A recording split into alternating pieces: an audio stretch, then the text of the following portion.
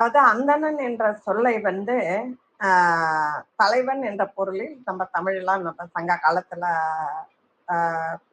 குறிப்பிடப்பட்டு இருக்கிறது. அது நாளடைவில் வேறு மாதிரியா பொருள்படும்படியாக மாற்றிவிட்டது.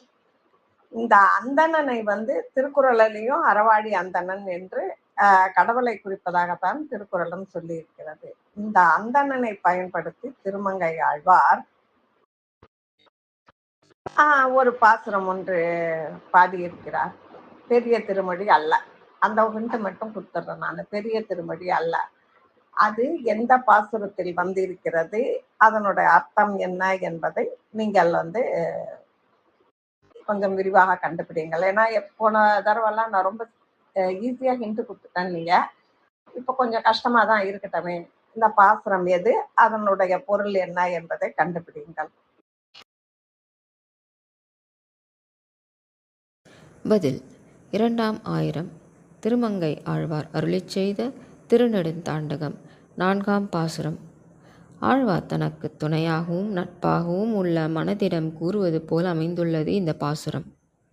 இந்திரர்க்கும் பிரம்மர்க்கும் முதல்வன் தன்னை இருநிலம் கால் தீ நீர் விண் பூதம் ஐந்தாய் செந்திரத்த தமிழோசை வடசொல்லாகி திசை நான்குமாய் திங்கள் ஞாயிறுமாகி அந்தரத்தில் தேவர்க்கும் அறியலாகா அந்தணனை அந்தணர் மாட்டு அந்தி வைத்த மந்திரத்தை மந்திரத்தால் மறவாது என்றும் வாழுதியேல் வாழலாம் மடநெஞ்சமே.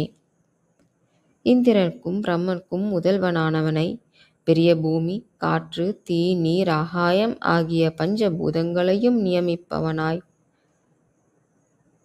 கருத்துக்களை தெளிவாக கூறும் தமிழ் ஓசையாகவும் சமஸ்கிருத மந்திரங்களாகவும் 4 திசைகளாகவும் சூரிய சந்திரனாகவும் அந்தராத்மாவாய் இருப்பவனை அந்தரத்தில் தேவர்க்கும் அறியலாகா அந்தணனை, அதாவது விண்ணிலுள்ள தேவர்களும் அறிய முடியாதபடி இருக்கும் தூய்மையானவனை. இங்கு அந்தணன் என்னும் சொல் தூய்மையானவர், பரிசுத்தமானவர், அந்தராத்மாவாய் இருந்தாலும் எந்த தோஷங்களும் இல்லாத இறைவனை குறிக்கிறது. அந்தணர் மாட்டு அந்தி வைத்த, இங்கு அந்தணர் என்பது வேதியர்களை குறிக்கிறது.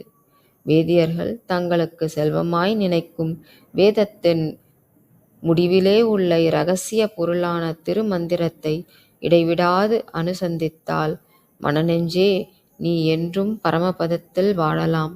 நன்றி. சர்வம் கிருஷ்ணார்ப்பணம்.